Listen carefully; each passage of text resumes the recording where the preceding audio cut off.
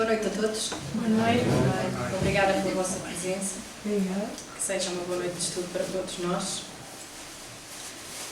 Para onde vão as coisas ou as pessoas quando desaparecem? O título que está ali naquele livro infantil é, como dizia a livreira que me vendeu, a pergunta de $1 milhão, não é?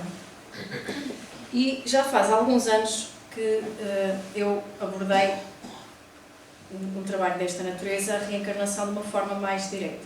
A última vez foi ainda antes da pandemia, julgo, na última vez que apresentei um trabalho nas Jornadas de Cultura Espírita do Porto, pela UERP, e nunca mais me tinha debruçado assim, diretamente só sobre o tema da reencarnação. E havia uma razão para isso. Nessa altura, o trabalho foi essencialmente focado na parte científica, em como é que a reencarnação se processa. Hoje eu vou retomar um pouquinho essa parte, mas era muito à base de da questão do perispírito e tudo mais. Hoje nós vamos avançar um pouquinho, vamos dar a continuidade desse trabalho, que já foi apresentado, acho que em 2019, mas por uma razão muito específica. Porquê só agora? Porque normalmente a reencarnação, mesmo no meio espírita, fala-se de uma forma ainda muito, digamos assim, contaminada pelos condicionamentos culturais que nós temos na nossa sociedade, que vêm precisamente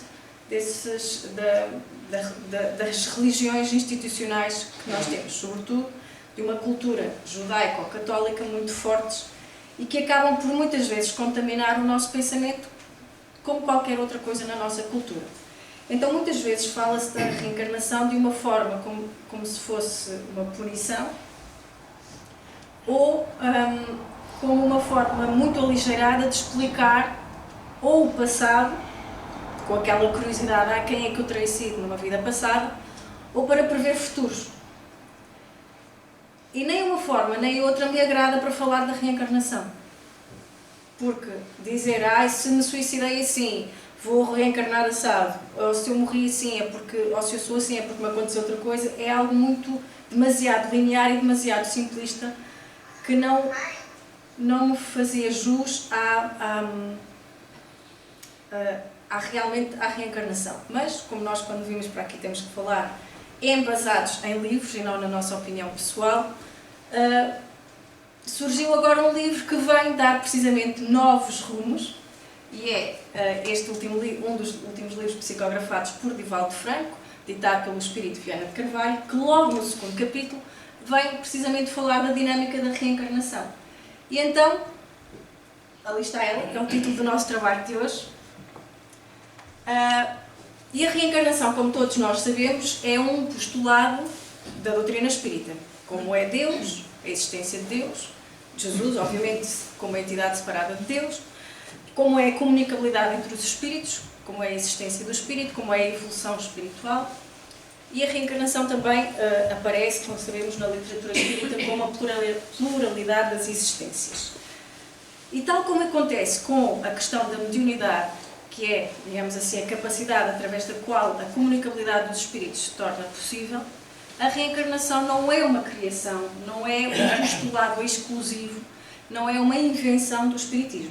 Ela já existe, existe desde sempre em todas as tradições culturais, religiosas, filosóficas, pelo menos as principais da nossa civilização, com uma diferença. O Espiritismo vem defini-la, está logo no Evangelho segundo o Espiritismo, como a volta da alma ou espírito à vida corpórea, mas noutro corpo, especialmente formado para ele e que nada tem de comum com o antigo.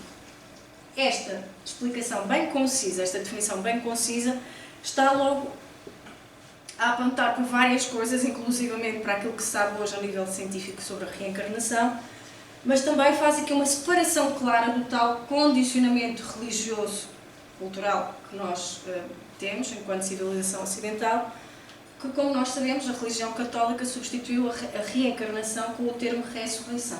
E são coisas diferentes. A começar que aqui diz que há um corpo novo, especialmente formado para aquele espírito que vai reencarnar.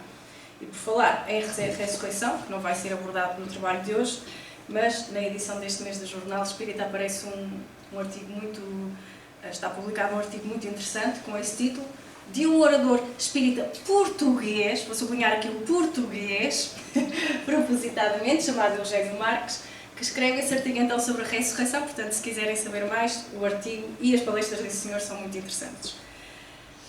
Então, eu dizia que a reencarnação está presente em várias tradições filosóficas e também pela ciência. Nós já não temos hoje dúvidas, ou pelo menos quem quiser não ter dúvidas já não tem motivos para as ter, de que a reencarnação é uma realidade já com ampla evidência científica. Eu trago aqui este livro por uma razão muito simples. Primeiro porque é dos mais atuais. Foi recentemente publicado numa das principais editoras científicas, a Springer, das mais prestigiadas, e daquelas que cobram mais dinheiro aos cientistas para publicar, mas que vem-nos fazer o quê? Normalmente, no meio espírita, fala-se nos cientistas, nos pioneiros, nos cientistas pioneiros, e bem, Gabriel Delane, Camille Flammarion, Ernesto Bozan, tudo muito bem. Mas as coisas avançaram, já há outra ciência feita sobre isto, no século XX, na segunda metade do século XX. Então, este livro não é a ciência da imortalidade. Alexandre Moreira de Almeida e os outros autores não são os cientistas da imortalidade, como se publicitou, inclusive no meio espírita, este livro. E temos de ter cuidado com a forma como comunicamos estes temas. Não há cientistas da imortalidade. A imortalidade é um facto e pode ser ou não uma realidade a ser pesquisada pela ciência. Agora, não há cientistas da imortalidade. Mas, então, este livro o que ele faz é precisamente isto. Ele compila a ciência mais recente sobre o tema da vida após a morte.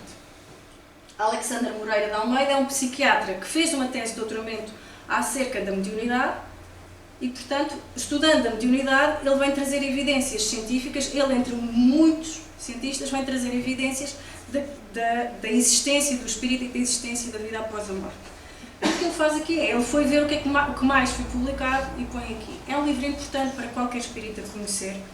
Se calhar não é com a linguagem mais acessível. Isso temos, por exemplo, num livro como este, A Imortalidade do Espírito, e nos Novos Rumos, neste livro que dá a base ao nosso trabalho de hoje, também está numa linguagem mais acessível, mas não quis deixar de trazer aqui este livro científico que compila então as evidências mais recentes da ciência acerca da reencarnação.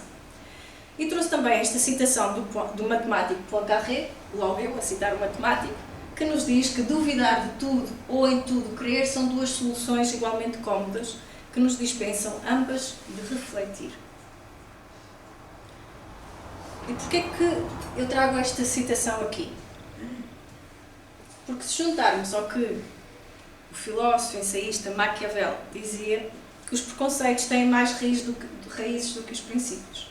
E se há coisa a que um espírita se vai habituando é ao preconceito, não é? Em Portugal ainda existe muito preconceito em relação ao espiritismo por desconhecimento. E às vezes até com conhecimento.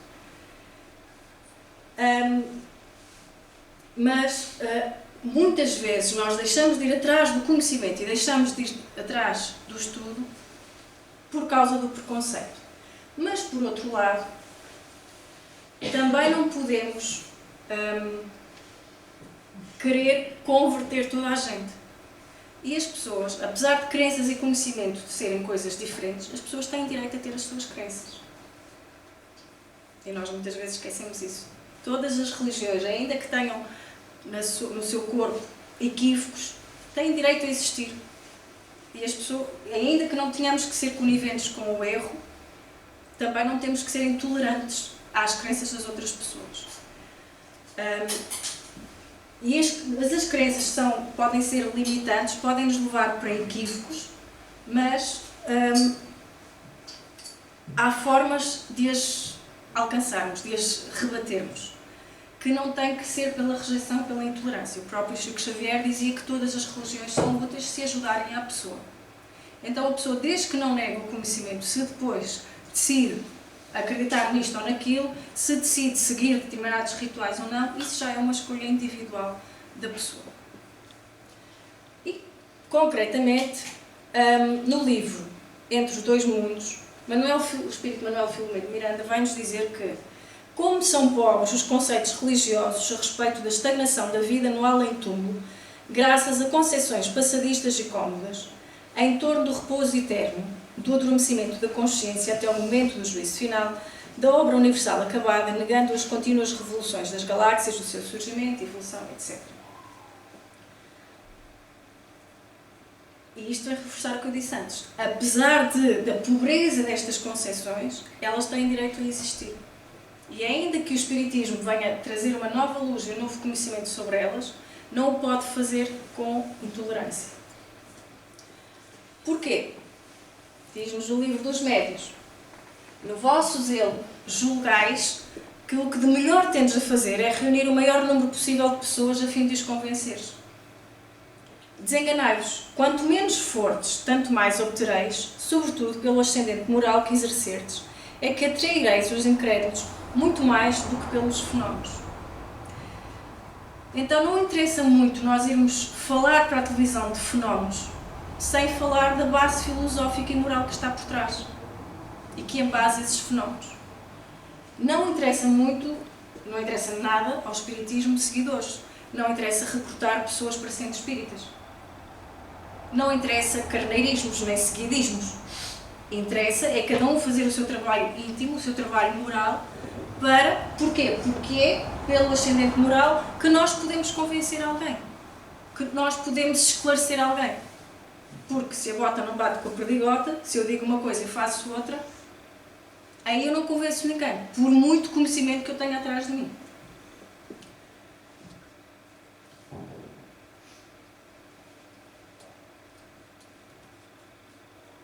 Então, vem-nos este segundo capítulo, a dinâmica da reencarnação, no livro Novos Rumos, dizer que o conceito anterior, aquele que falava há pouco, o exemplo do livro Entre Dois Mundos, da reencarnação, tem que ceder hoje lugar, e este livro, eu esqueci de dizer há pouco, este livro é muito direcionado para espíritas, e casca bem nos espíritas.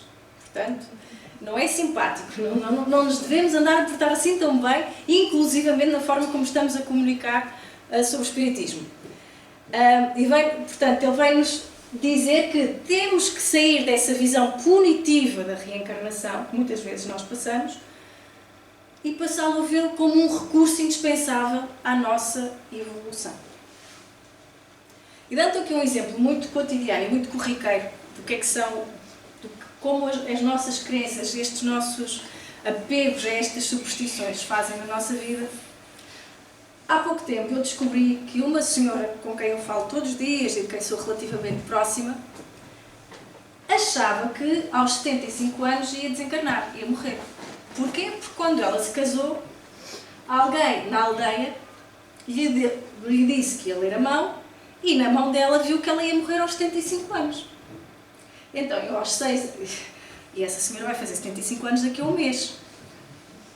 Então, quando essa senhora me disse isto, eu lembrei-me logo de Kardec, lembrei-me logo do que o Sr. José António conta nas suas histórias, e disse assim: oh mãe, as mãos não falam, portanto, essa senhora que leu a mão não podia ter dito que a tua vida vai acabar aos 75 anos. O que é certo é que a minha mãe viveu aterrorizada com os 75 anos a vida toda.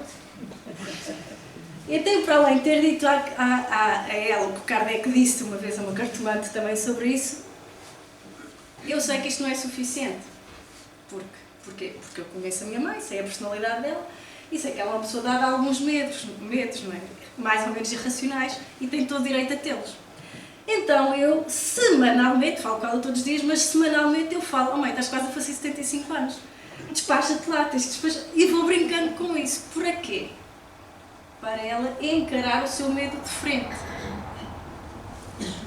Então hoje de manhã ela estava a falar com ela e ela começou a ter uma hemorragia nasal que não parava.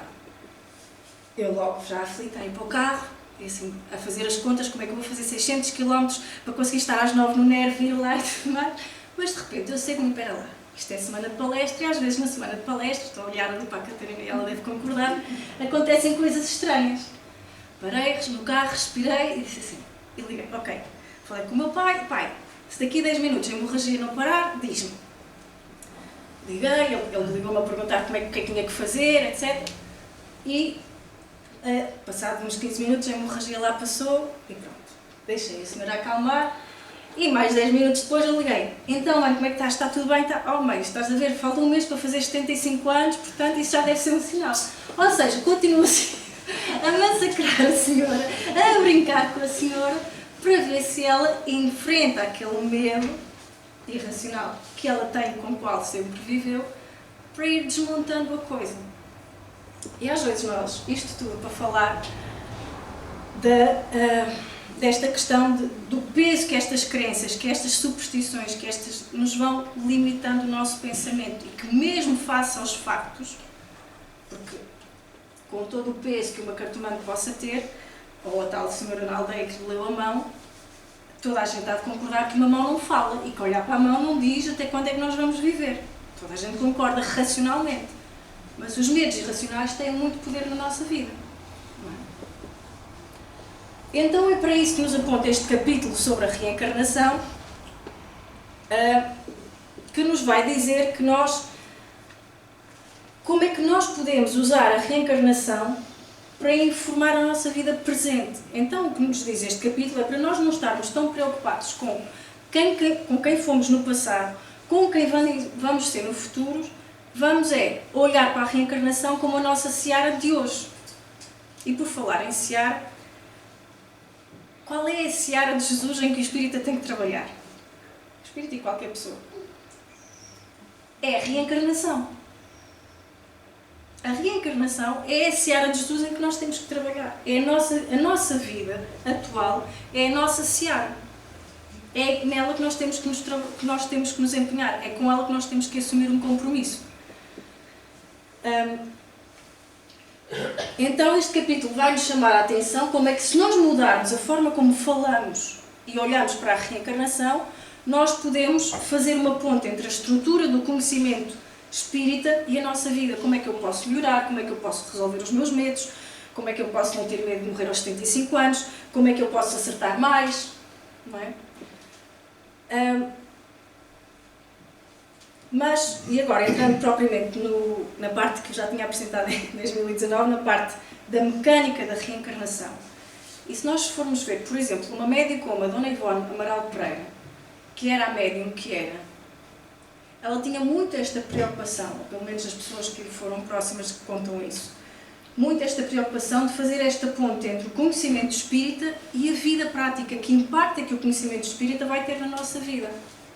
E a médium que ela era, ela podia estar só a falar dos fenómenos mediúnicos, mas ela não se focava nisso, ela focava muito na questão filosófica da doutrina espírita, por alguma questão. Porque os fenómenos estão lá, são um facto, têm uma explicação científica. E, portanto, o que importa é como é que eu vou usar esse conhecimento para melhorar a minha vida hoje e agora. Para falar da mecânica da reencarnação, olhamos para uma parede de tijolo e qual é a unidade básica desta parede? Tijolo. O bloco de construção básico desta parede é um tijolo. Da mesma forma, o bloco de construção básico do nosso corpo é uma célula.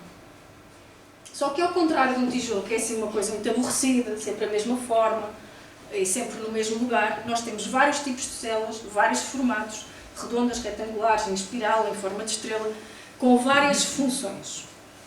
E, portanto, o bloco básico de construção do nosso corpo é isto. Esqueçam as legendas e tudo mais. E, sobretudo, aquela bolinha azul ali ao centro vai ser o que é realmente importante para a nossa reencarnação. E, de acordo com a teoria celular moderna, nós sabemos que todas as coisas vivas são compostas por uma ou mais células, que a célula é a unidade básica da vida, que as novas células surgem a partir das células pré-existentes. Estes são os três postulados da teoria celular moderna. O que é que isto nos interessa para a reencarnação? Vamos dar um pulinho aqui da biologia para a saúde mental, para a psiquiatria. Hoje em dia, os termos já são outros, mas eu vou explicar desta forma para ser mais fácil. Se entrarem 3 ou 4 doentes mentais numa unidade de psiquiatria num hospital, por exemplo, nós vamos saber que os doentes de grau 1 vão ser aqueles que têm problemas de saúde mais graves. Ou seja, são aqueles que representam um risco para a sociedade e que precisam de estar internados, precisam de supervisão e vigilância constantes. Os de grau 2 só são internados em momentos, por exemplo, de surtos psicóticos. Os de grau 3 são os que não necessitam de internamento, mas precisam ter uma medicação sempre certinha e constante. E os de grau 4 são os que só precisam de uma medicação esporádica, um sonífero, um calmante, de dormir. Desculpa, esses sons a mim destabilizam. Eu tenho aquele problema da sinestesia com os sons. E é claro que esta divisão dos tipos de doentes é útil em termos administrativos, mas ela tem uma fundação. Ela tem uma fundamentação numa teoria científica que nos diz que o grau de gravidade das doenças mentais ou das perturbações mentais está relacionado com o quê? O início da nossa reencarnação. Com o desenvolvimento inicial do indivíduo. Então, por exemplo, se entre os 0 e os 6 anos acontecer alguma coisa na vida de um bebê, alguma falha, vai haver uma desestruturação tal a nível neuronal e mental que essa pessoa vai desenvolver uma doença mental grave, daquelas de grau 1.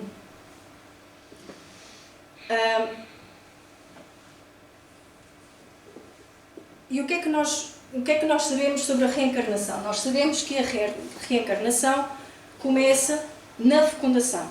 Eu digo começa, às vezes diz a reencarnação acontece na fecundação. Não acontece nada na fecundação, ela começa na fecundação. Porquê? A fecundação é quando se une o espermatozoide com o óvulo, dá origem a uma única célula, esta pequenininha aqui que se chama zigoto, e só que se é só uma célula não pode haver reencarnação, não pode estar completa ali a reencarnação. Porquê? Porque é só uma célula. E a definição de reencarnação que nós sabemos é que é quando o espírito se liga ao corpo, molécula a molécula. Então, se é molécula, tem células. Espera aí, mas o perispírito, que é aquela coisa que liga o corpo e o espírito, tem células? Tem. Quantas células tem o perispírito? A reencarnação é quando o espírito se liga ao corpo, célula, molécula por molécula. Então, ela não pode ficar completa logo aqui na fecundação, logo na formação do zigoto. Então, vai ser à medida que a célula se vai multiplicar, e se vai transformar ali naquela amora e depois num castuvas, etc., que o espírito se vai ligando gradualmente. Então a reencarnação não é uma coisa que, puf, aconteceu. Vai acontecer gradualmente. E por isso é que, se eu tenho... Ok, mudou. Se for dos 6 meses aos 3 anos, que é aquela fase em que se desenvolve, por exemplo, a consciência do eu, em que o bebê começa a brincar com o próprio irmão e descobre, olha, afinal eu não sou uma extensão da minha mãe, afinal eu tenho uma mão que é minha, tenho um pé que é meu. Se acontece ali, já vamos ter uma perturbação de grau 2, que são aqueles que precisam, por exemplo, de medicação sempre constante. E dos 3, 4 anos acontece uma coisa muito importante, que é a maturação do cérebro. Ou seja, aqui o cérebro começa a ficar, já está quase todo formado. A reencarnação propriamente dita só se vai completar aos 7 anos. A reencarnação física. Porquê aos 7 anos? Porque é um número cabalístico? Não. Porque aos 7 anos todos os sistemas orgânicos da criança, do corpo, estão desenvolvidos. Portanto, a tal ligação molécula a molécula do espírito ao corpo pode acontecer. Mas nós olhamos para o livro Entre a Terra e o Céu, ditado pelo espírito André Luís, e vemos que ele vai lá visitar um certo local, que é o Lar Bênção, deixa-me olhar para Lar da Bênção, e vê lá crianças. Como é que existem crianças no plano espiritual? Ao que sabemos, não se fazem bebés no plano espiritual. Então como é que há crianças? Vamos quando aqui ainda bebés para lá. Exatamente. Ainda bebés? Crianças, da maneira, vão quando deixam o plano terreno, partem para o plano espiritual com 3, 4, 5, vão para lá e tornam-se crianças lá com essa mesma idade. É que 3, 4, 5 já é muita coisa. Já aconteceu muita coisa entre os 3 e os 5 anos. Mas... É até os 4, vamos pôr assim, mais ou menos. Mais coisa, menos coisa. Não é datas de aniversário, é mais ou menos até aos 4 anos. Porquê? Porque se, por exemplo, o bebê desencarna ou a criança desencarna ou morre entre até aos 3 anos, como é que ele vai para o plano espiritual? Como é que ele surge lá?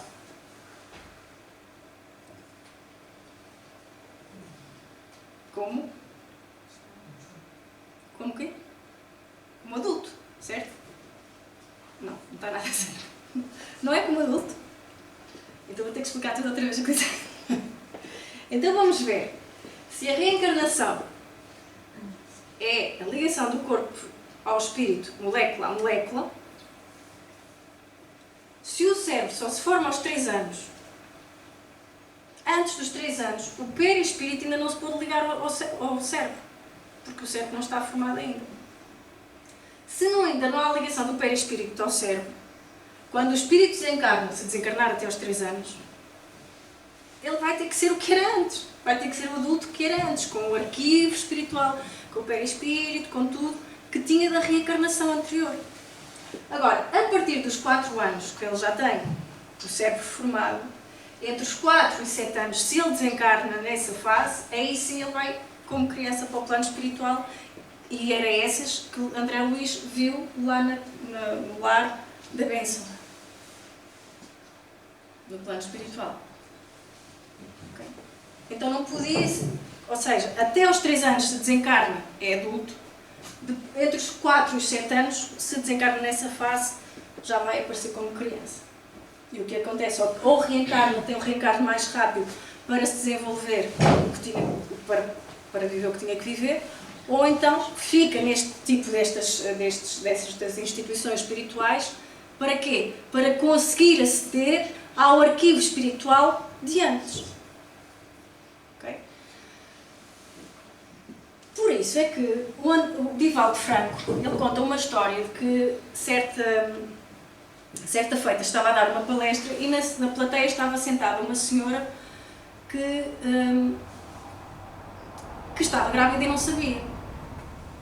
E Divaldo Franco tinha a capacidade de ver pela sua mediunidade. Porquê? Porque ele, além de ter mediunidade de evidência, comunica com os espíritos, não é? Então, ele conseguia ver senhoras amigas que estavam grávidas mesmo antes delas saberem. E nessa ocasião, ele estava a dar uma palestra e viu por ali um espírito que lhe era familiar, que ele conhecia, assim, estava ali. E pergunta-lhe assim: tu o que é que estás aqui a fazer? Assim como quem vê um amigo, já não vê alguém, o que é que estás aqui a fazer? E ele: olha, eu vou reencarnar. Quem é? Olha, está aqui a minha mãe, que era uma senhora que estava na audiência a assistir à palestra, que ainda nem sabia que estava grávida. Como é que Divaldo viu o espírito? Como criança ou como adulto? Como adulto. Ele reconheceu-o como adulto.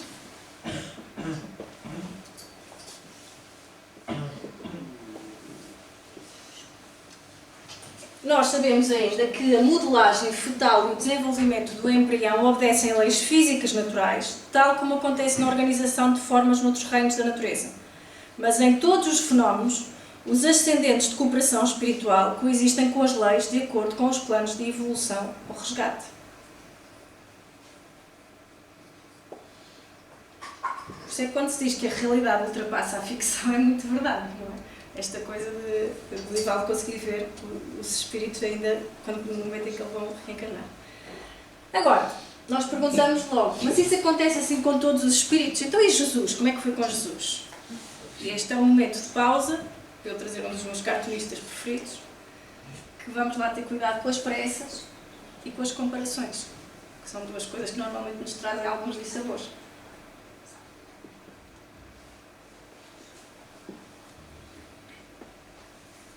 Se nós virmos neste retângulo azul a nossa evolução como espírito e virmos aqui na base estar a nossa primeira reencarnação ainda enquanto australopitecos, daquela linha branca tracejada para esta aqui em baixo, o que é que acontece? Predomínio do físico, da matéria, certo? Nós estamos aqui, não há dúvidas, pois não? Se houver aqui alguém que está na metade de cima, digam-me, por favor, que eu quero conhecer melhor.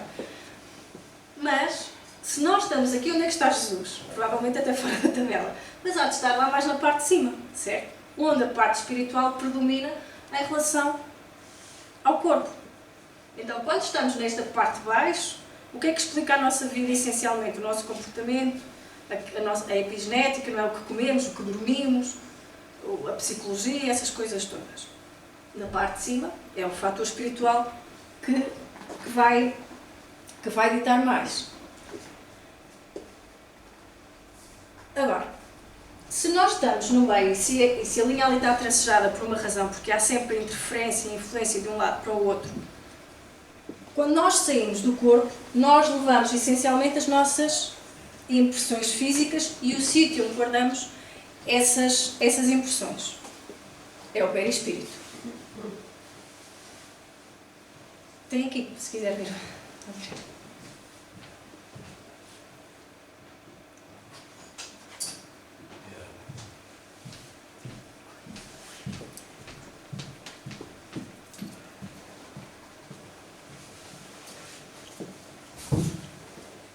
Agora, há uma questão que é: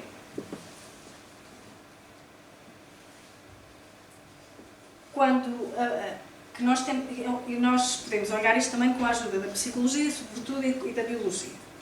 Porque, quando existe algum problema a nível psicológico, fazem-se uns questionários, por exemplo, standard, e que se fazem umas perguntas assim do género. Então, como é que foi a sua experiência no parto? Como é que foi alguma coisa na gravidez? Aconteceu alguma coisa na gravidez? E isto para a psicologia faz todo o sentido. Porquê? Porque há vários relatos de pessoas que têm este tipo de memórias. Mas, para a biologia, isto não faz sentido nenhum. Porquê? Como é que a pessoa guarda memórias do momento do parto, por exemplo, ou cria traumas com o parto, se o cérebro ainda não estava formado? Onde é que essas memórias são guardadas se não havia cérebro ainda formado nessa altura?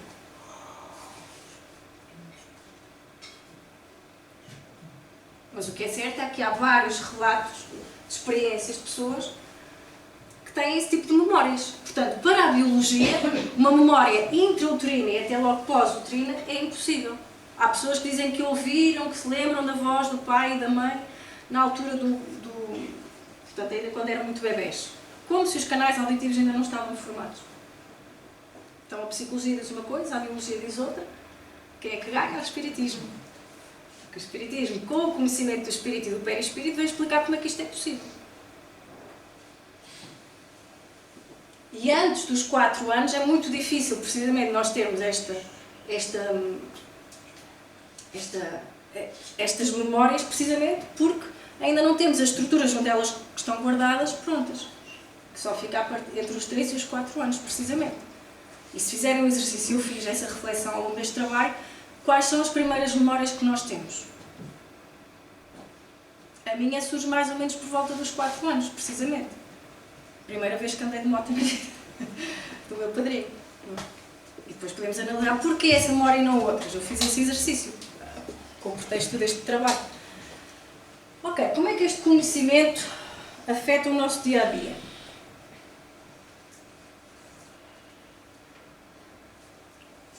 De uma forma muito simples.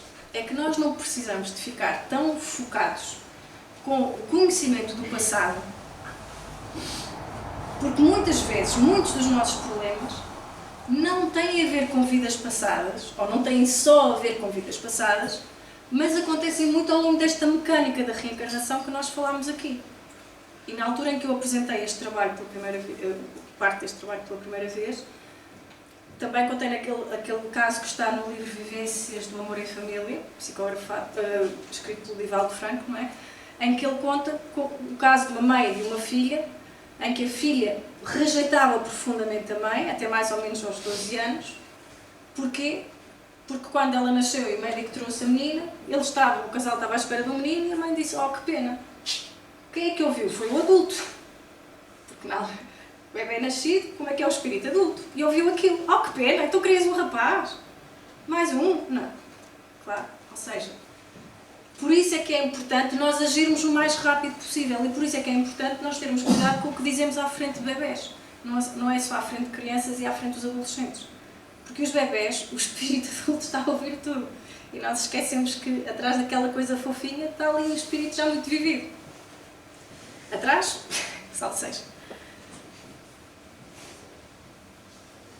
Então nós percebemos que, agora, se nós deixarmos que as coisas avancem até à fase entre os 4 e os 7 anos, aí sim. Aí, se há algum problema, se há alguma falha no desenvolvimento, a criança já não vai ter a capacidade de processar. Porque nessa fase, a reencarnação física já se está a completar e, portanto, se desencarnar, já vai ser como adulto. Já vai ser como criança. E como criança, qualquer trauma, ele não vai ter capacidade de processar isso. Muito bem, esta parte foi a parte da mecânica. Mas se nós formos ali para o Evangelho de João, passando agora para a parte mais evangélica, do capítulo 9, há um discípulo que pergunta a Jesus sobre a questão de haver um cego de nascença. E a pergunta é interessante nas duas possibilidades que nos coloca, porque ele pergunta quem é que pecou ou errou. Já sabemos que pecado não é propriamente um conceito muito rigoroso. Ele ou os seus pais, para que fosse gerado cego. Qual é a concepção de reencarnação que está aqui presente na pergunta do discípulo? É a concepção religiosa, depois católica, etc., ou é a concepção mais dinâmica de que este livro, Os Novos Rumos, nos veio falar?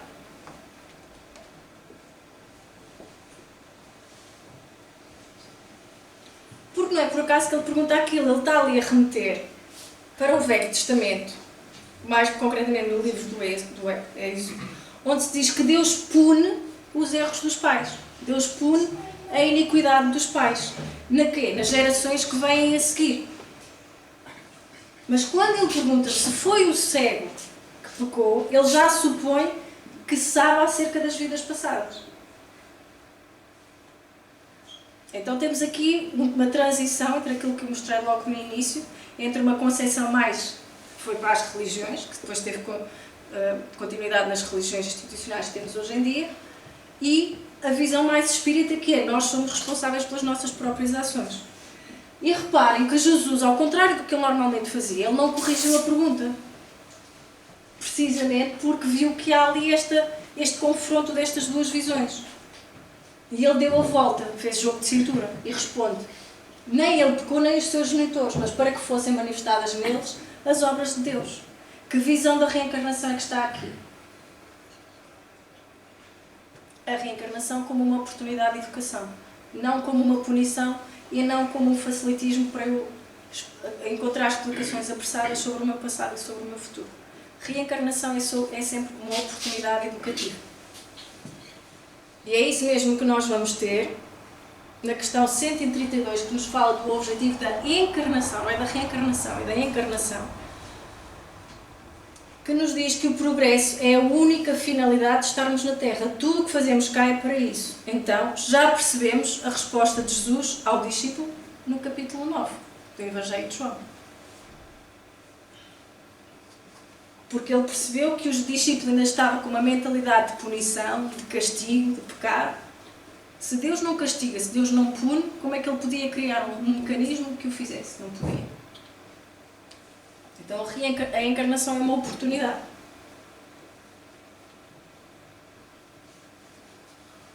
E visa ainda outro fim, a encarnação, de pôr o espírito em condições de suportar a parte que lhe toca na obra da criação. Então a encarnação é para eu educar-me, para eu me melhorar e para eu fazer a minha parte na criação. Porque não é só Deus que faz as coisas, faz e desfaz. Nós temos que fazer alguma coisa. Da mesma forma, no livro Novos Rumos nos diz que em muitos casos a reencarnação torna-se pedagogo e terapeuta para ocorrências e pessoas, conclamando estas últimas à reflexão, ao amadurecimento. Nem sempre é resultado dos erros passados, mas também o é dos sucessos naturais da escalada evolutiva. Então, mais uma vez, tudo em Deus é educativo, não é punitivo, não é castrador, não vai oprimir, não vai reprimir.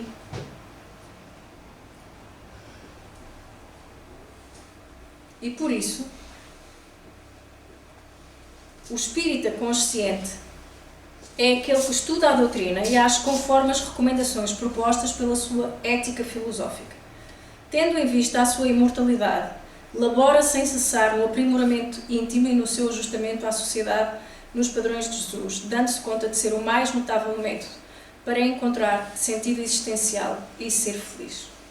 Portanto, vai dar ao mesmo. Melhoramento íntimo. É só esse o objetivo. Não estamos aqui para apontar dedos a ninguém, é para nos melhorarmos a nós mesmos. Mas nós precisamos do corpo de carne para progredir? É a pergunta que está no 230, no Livro dos Espíritos. Na erraticidade do espírito progride, ou seja, enquanto não tem um novo corpo, pode melhorar-se muito, tais sejam a vontade e o desejo que tenha de consegui-lo. Então, eu para melhorar só preciso de vontade? Parece que sim. E de um corpo, claro. Todavia, na existência corporal é que põe em prática as ideias que adquiriu. Então, no plano espiritual nós estudamos a teoria, no corpo nós pomos em prática.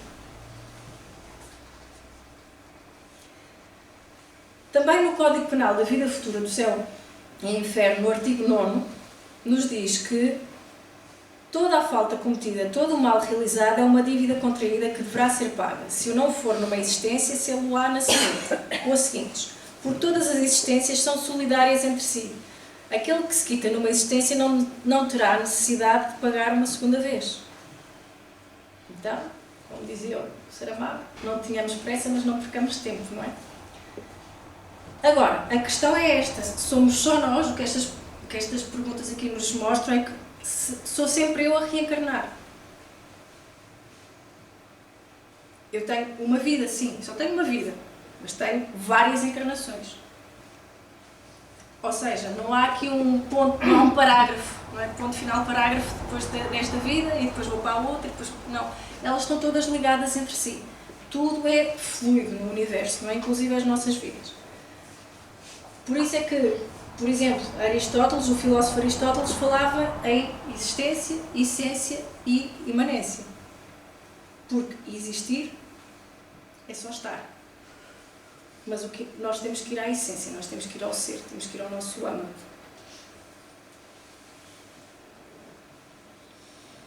Então, qual é a finalidade da reencarnação? O Livro dos Espíritos esclarece-nos nas questões 167 a 170.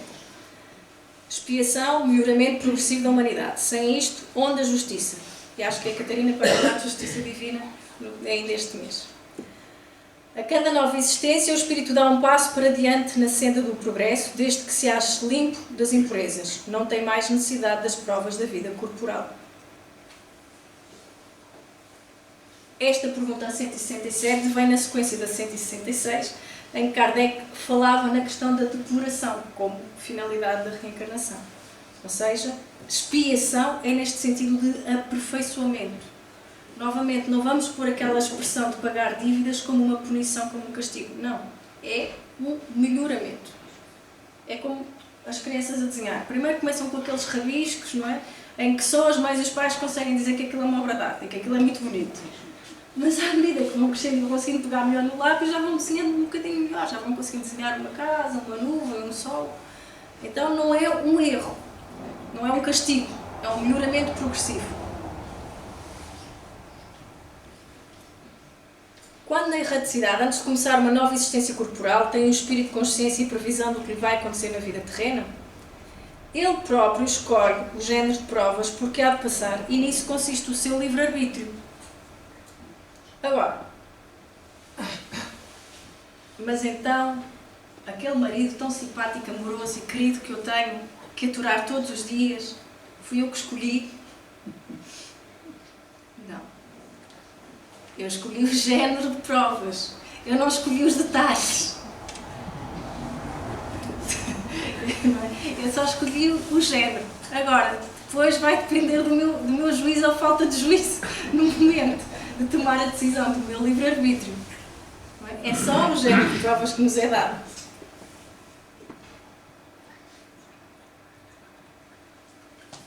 Já a terminar, trago aqui uma TPC, né, trabalho de casa, uma sugestão de leitura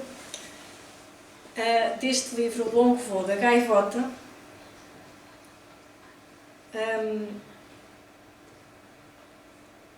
que nos vem falar, que é do professor José Carlos Leal, um estudioso de literatura, que ele vai falar e vai fazer uma análise mais literária, do que não científica, uma análise literária de vários casos famosos na história em vários países, em que vai pegar também nos trabalhos do cientista Ian Stevenson, que estudou as memórias das vidas passadas, e que tem na contracapa do livro tem esta passagem muito gira, que nos diz assim: Deus quer-nos felizes, porém não deseja que essa felicidade seja uma doação sua, mas uma conquista de cada espírito. Naturalmente, numa única existência, não poderíamos passar da simplicidade e da ignorância primeira para o progresso maior. É exatamente aqui que se instaura a necessidade da reencarnação nos mais diversos mundos. A reencarnação é a grande aventura do espírito, o longo voo em busca do aperfeiçoamento. Nascer, crescer, amadurecer, envelhecer, morrer e renascer. Esta é a lei a que todos estamos submetidos e que nos levará um dia aos mundos felizes com que sonhamos. Um outro livro que eu já mostrei aqui é este. Tem aqui um artigo especialmente interessante na questão da imortalidade do espírito e da reencarnação do professor Severino Celestino, que é um teólogo e professor também. Severino Celestino, exatamente. E, portanto, o livro não traz nada de novo, mas traz os mesmos temas relacionados com a imortalidade do espírito, traz também uma informação científica, informação literária, mas numa linguagem um bocadinho mais acessível do que aquele livro da editora Springer que eu mostrei logo no início. Portanto, era este o livro. Esta foi a bibliografia que nós utilizamos. Eu hoje vou quebrar um bocadinho as regras da casa e vou perguntar se há alguma questão específica sobre o que eu disse.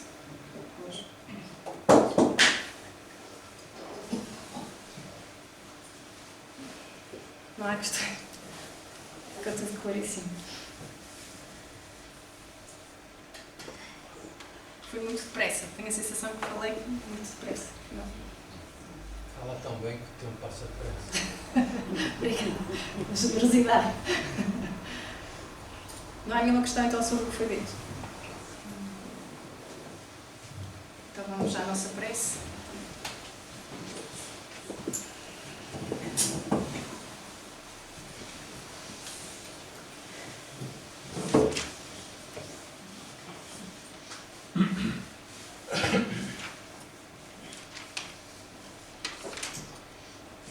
Em jeito de prece, eu vou ler aqui 2 poemas que eu leio que eu ouço quase diariamente. Já sabem que eu não gosto muito de fazer preces em público, eu não gosto nada. E estes poemas resumem também um pouco daquilo que nós falámos aqui nesta noite. Faz parte de um conjunto de poemas que me ajudam muito nos meus dias, digamos assim. Eles em português não ficam tão bem como na língua original, mas espero que gostem. A vida é real, a vida é séria e não acaba na sepultura. Tu és pó que ao pó regressa. Isto não foi dito acerca da alma. Nem a alegria nem a tristeza, como um fim ou caminho se estende, mas agir para que o amanhã nos veja, ir mais além que o dia presente. A arte fica e o tempo passa. Os nossos corações, embora firmes, batem quais tambores em surdina. Marchas fúnebres para a sepultura. No campo de batalha que se estende, vasto pelo mundo e pela vida, não sejas como o gado obediente, sem um herói na luta assumida. Não creias no futuro, ainda que belo. Deixa os mortos enterrar os mortos. Age no presente com desvelo. Dentro o coração e no alto Deus. Vidas de grandes homens lembram-nos de fazer as nossas vidas sublimes, deixando atrás de nós as pegadas na areia do tempo. Pegadas que talvez um outro, de vida navegando o duro mar, ao vê-las, esse naufragado irmão, uma nova coragem irá encontrar. Ergamos, pois, prontos para a ação, com uma coragem que tudo enfrenta e em constante realização. Aprender a agir, a ser paciente. O tempo a consumir-se em fúria não me amedronta, nem me martiriza. Nas garras do destino e dos seus estragos, sob os golpes que o acaso atira e acerta, nunca me lamentei. A minha cabeça está sangrenta, mas erguida. Por ser estreita a senda, eu não declino, nem por pesada a mão que o mundo espalma. Eu sou o mestre do meu destino, eu sou o comandante da minha alma. Muito obrigada pela vossa atenção. Uma boa noite e um bom fim de semana para todos. Obrigada.